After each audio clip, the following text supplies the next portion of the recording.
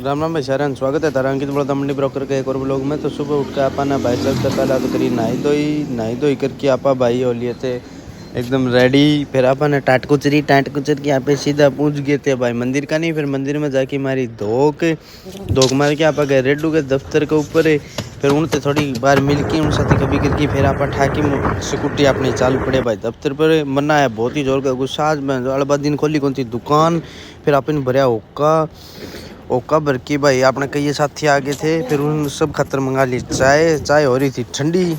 फिर उनके बाद में आपा चले गए थे भाई कोर्ट में। अपने सतीश बड़ौदा भाई साहब पूछे थे जयपुर हाईकोर्ट से जो बार एसोसिएशन का चुनाव लड़ रहे हैं तो उनके सपोर्ट करने खातर आप ही फिर भाई पूछ गए कोर्ट में। फिर आप उल्टे दफ्तर पर आए तो कई साधन आगे थे। फिर सतीश भाई साहब भी आपने पूछ गया अपने दफ्तर के ऊपर। फिर उनके बाद में अपने सुनील भाई अक्षय चाचा बिल्लूर विकास गैंगस्टर भी पूछ गया था। फिर उसके बाद में आपा ने स्कूटी ठाई उन तई दे दी विदाई। फिर उसके बाद में आपा पूछ गए थे सीधे भावना रेस्टोरेंट के ऊपर जड़े सोनू भाई खुद आज डाकी नाश्ता कर करके चेक करने ला रहा था आपके खाने ने।